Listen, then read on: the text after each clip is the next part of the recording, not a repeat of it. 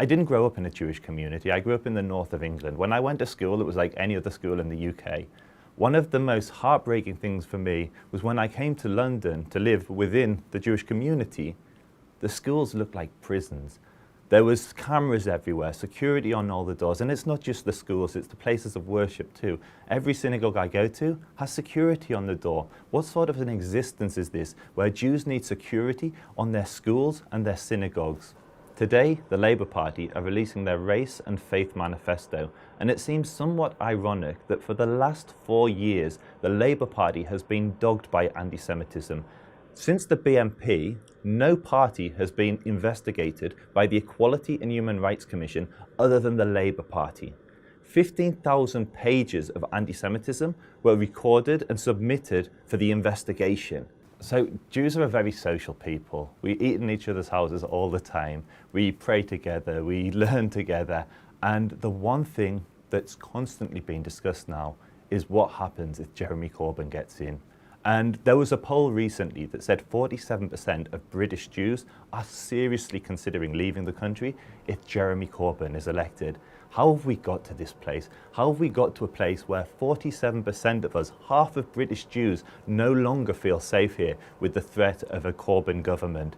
And that's the numbers. My anecdotal experience is everybody I know, whether they live in the north of England, the south of England, whether they're rich, whether they're poor, whether they're religious, whether they're secular, they are all terrified of a Corbyn government. Corbyn probably doesn't see himself as a racist.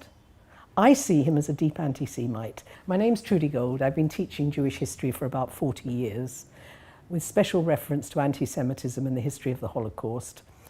And I know for a fact that many Jews would leave the country if Corbyn came to power. Now, what does that say about the England that I used to love? That the England I still love? What does it say about it when I worry about my grandchildren? When I pick my grandchildren up from school, my little grandson, who was 3, used to go to a Jewish kindergarten. Do you know what it's like to pick your 3-year-old grandson up and have to go through guards? Every Jewish school, every Jewish organisation in this country is actually guarded. How does that make us feel? He's launching an anti-racism campaign. Are we at the stage where any other group is actually guarded? Now, please don't get me wrong. I've fought against racism of all kinds all my working life, and I've taught nearly all over the world. I'll bleed for any kind of injustice. Why can't the Labour Party apply justice to the Jewish community? When you hang out with people who want to destroy Israel, as far as I'm concerned, you are tarred and you are guilty. So the fact that he's launching a campaign today, he said Jews don't get irony. Mister, that's the greatest irony I've heard this week. Because, look, I made a film last week. It was a film about the history of anti-Semitism, relatively innocuous. There were so many nasty comments on Twitter that some of them had to be removed. And I was called a Christ killer. That was anti-Semitism from the right. If I make a film on anti-Semitism on the left, I know exactly what's going to happen. I'm going to be called something else from a different direction. Anti-Semitism is the common factor. It's the common factor that unites the extreme left and the extreme right. Corbyn probably doesn't see himself as a racist. I see him as a deep anti-Semite. As far as I'm concerned, when a man supports Hamas, when a man supports the IRA, and these are organisations that use terror and intimidation, how can you call yourself an anti-racist? It's too simple, it's so silly. The man needs to think, but I don't think he ever really will because he swallowed a mantra. Can I tell you something very interesting? Back in 1937, Trotsky, who he's meant to idealise, when he was in exile in Mexico, he wrote a letter in which he talked about the Jewish question because he was born a Jew. He said half the world is divided into those countries that won't let the Jews in, and the other half is divided into those countries that won't let the Jew live. Why didn't he study history?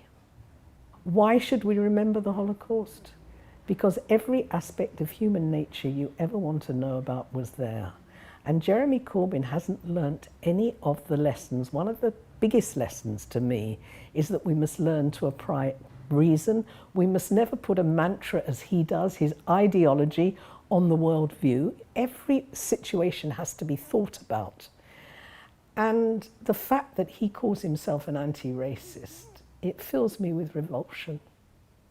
I just feel sorry for people who really need his support. And one of the tragedies about the Labour Party is it was always the party of folk. It was the party of people who really needed help. And by tying up with these Corbynistas, and let's face it, it's the cult of Jeremy, isn't it? Aren't you frightened of cults? Because I am. I see the way the crowd go for him. Mindless thought. It's terrifying. It's often said that the Jews are the canaries in the mine. When Jews get uneasy, there's something very rotten in the state. So I beg your listeners to be very careful when they're voting. To vote for a party that is so anti a section of your society is dangerous. But let me reiterate, I do not believe every Labour voter is an anti-Semite. I do not believe every Labour MP is an anti-Semite. But I think the virus of Corbynism is dangerous and it is anti-Semitic. Look, it's very painful for me because my family, myself, we've always been on the left. And for the first time, I cannot vote for the Labour Party.